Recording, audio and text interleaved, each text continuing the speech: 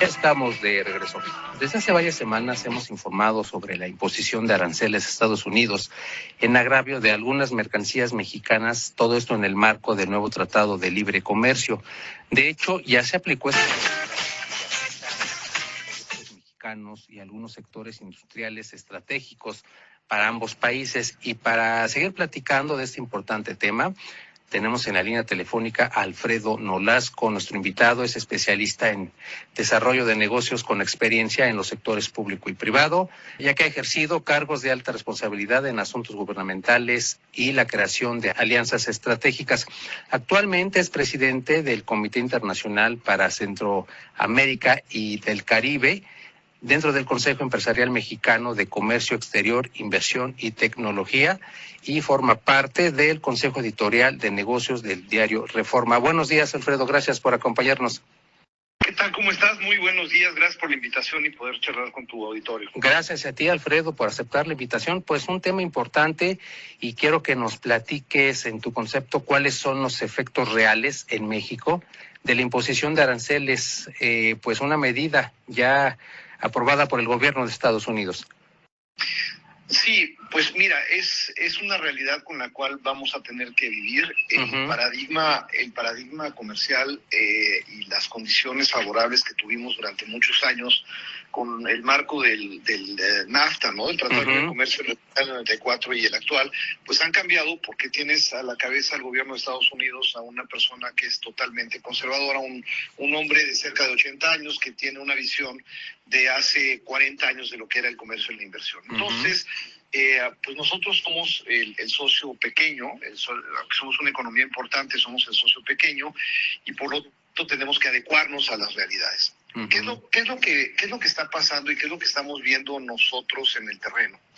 Por un lado, estamos constatando que muchas de las empresas exportadoras ya están asumiendo, a pesar de la incertidumbre, el 25% como un costo que van a tener que incorporar.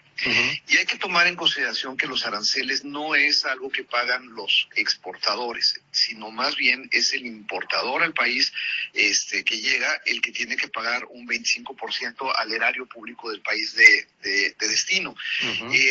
Entonces, al final del día es una forma de incrementar los ingresos del país al cual van a entrar los productos, y que al final del día va a tener que ser pagado y asumido por los consumidores y por los pequeños comercios en Estados Unidos en este caso.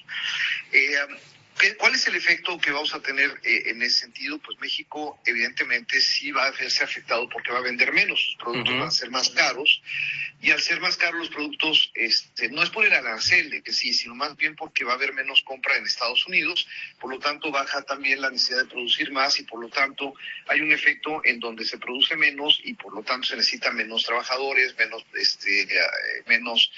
capacidad industrial, etcétera, ¿no? Entonces, todos pierden con los aranceles, pero nadie le ha explicado al señor Trump que el problema más bien es una reducción de la competitividad de la región de América del Norte, ¿no? Exactamente, es un tema importante, y qué bueno que aclares este punto, Alfredo. Me parece muy, muy oportuno explicarle a la audiencia que el arancel lo va a pagar finalmente el importador. Sin embargo, la carga, el pago final, pues corre a cargo del consumidor. Tenemos muchas. Es correcto, mira, aquí el asunto es que dentro de la perspectiva que tiene el gobierno actual de Estados Unidos es llevar más manufactura hacia Estados Unidos, lo cual es una promesa a su electorado, a la gente sobre todo en las zonas más deprimidas del Rust Belt, la parte de Ohio, la parte de central de Estados Unidos, pero lo que tenemos que tomar en cuenta es que en Estados Unidos los sueldos ya son mucho más altos que en México, y que se están yendo más bien hacia el sector terciario, hacia servicios, porque un sueldo en el sector manufacturero va a ser muy bajo, y por muy bajo que sea en Estados Unidos, México es mucho más bajo. Entonces, es una manera de darse un tiro en el pie. No vas a hacer una desinversión de México. Para darte una idea, hay plantas del sector aeroespacial que están en México que han invertido billones de dólares, o del sector automotriz, que el simple hecho de decir vamos a regresar, a repatriar actividades industriales a Estados Unidos, pues le salen en billones o incluso trillones de dólares, y tener que crear las plantillas de personal, capacitarlas, en un país en donde no hay mano de obra al mismo tiempo, ¿no? O sea, el mismo problema que vas a tener, pues simplemente les doblas o les triplicas el costo, y por mucho arancel, cuando haces el balance entre pagar el impuesto o hacer una desinversión en un periodo de los próximos 4 años, cuando habrá elecciones en Estados Unidos, pues te das cuenta que no hace sentido. Y sobre todo atacar las reglas de un compromiso del mejor tratado de libre comercio negociado, según palabras del mismo Trump, pues no hace sentido que las empresas vayan ahí. Y como te decía, muchas ya incorporaron ese 25%, muchas están diciendo que van a llevar algunas líneas de producción a Estados Unidos, pero son limitadas, o algunas que incluso ni siquiera iban a estar contempladas en México, ¿no? Exactamente. Y fíjate que acá, por ejemplo, en Coparmex, yo en la comisión que tengo de asuntos internacionales, me han dicho muchos funcionarios de otros países que es muy difícil que los mexicanos puedan invertir en otras regiones del mundo porque dependemos, según ellos, prácticamente en un 80% de la economía norteamericana. Entonces, en ese sentido, quiero preguntarte, Alfredo, ¿cómo diversificar las inversiones mexicanas para expandir nuestra presencia en el mundo, pero sobre todo para minorar los efectos de la imposición arancelaria del gobierno de Trump? Esa es la pregunta de los 64,000 pesos. ¿Te acordarás, como decía Pedro Ferriz hace muchos años? Así es. Mira, tenemos una dependencia económica en inversión y comercio con Estados Unidos arriba del 80%. Así es. Y somos un país que se jacta de tener una de las redes comerciales más importantes a nivel mundial, ¿no? Tenemos acuerdos comerciales con 51, 52 países, en muchos esquemas de libre comercio y de acuerdos de libre comercio. Pero, por ejemplo, es increíble que al día de hoy, a pesar de que ya se terminaron las negociaciones de la ampliación del acuerdo de libre comercio con la Unión Europea, no se haya firmado ni ratificado por el Senado mexicano, ¿no? Entonces, ese tipo de cosas son un poquito inconsistentes. La otra, vemos con un gran desprecio la zona centroamericana y del Caribe, en donde hay 80 millones de almas que les gusta el producto mexicano, que les gusta lo mexicano, y simple y sencillamente somos muy orgullosos y ni volteamos a verlo. Son pocas las empresas mexicanas que están haciendo negocios en América Central y el Caribe, siendo que es un mercado natural que habla nuestro idioma y que, si lo ves de números fríos, pues representa la mitad de la población de México. O sea, deberíamos estar apostándole allá. Claro. Lo mismo con América del Sur. Obviamente son cuestiones de infraestructura, de retornos de inversión. Asia, por ejemplo, no somos parte de esta alianza transpacífica, la impronunciable CPTPP, ¿no?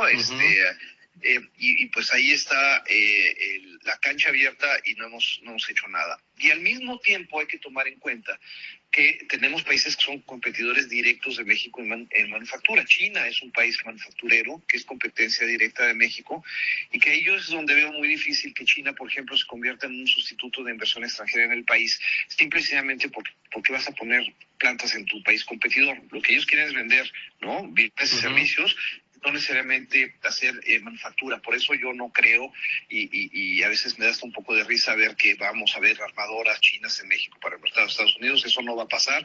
Ellos, por lo que vienen, es por el mercado nacional, ¿no? Entonces, ¿qué es lo que hay que hacer? Pues sí, tratar de ponernos metas medibles, de incrementar, por ejemplo, en 1 o 2% la participación mexicana en América Central o en Europa o en Asia, y tener políticas de apoyo para poder hacer eso, ¿no? Mejoras en infraestructura. A lo mejor en ese sentido sí tiene algo de razón el corredor transísmico, pero pues tenemos que encontrar en dónde somos buenos y en dónde podemos competir y en dónde podemos contribuir y complementar las economías de otros socios comerciales que la verdad tenemos muy abandonados. Exactamente, Alfredo. Esta región que tú comentas y que obviamente diriges en COMCEP es muy poco atractiva para los mexicanos, y yo creo que tienes toda la razón. Yo creo que son pocas las empresas que se animan a apostar a Centro y Sudamérica. Tenemos en común el idioma, pero efectivamente nos jactamos de ser socios de Estados Unidos, de formar parte de Norteamérica. Sin embargo, hay muchos altibajos, muchos desequilibrios de México en comercio. Son 52 tratados que tenemos firmados.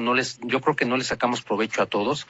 Es importante que los inversionistas mexicanos conozcan ¿qué otras opciones tiene el mundo? Yo te decía hace un momento, es que muchos funcionarios me dicen, es que tu país está muy amarrado con Estados Unidos. Yo tengo inversiones, por ejemplo, en Europa que son atractivas, pero simplemente pues no me hacen caso porque tu economía está destinada en su mayoría a América del Norte.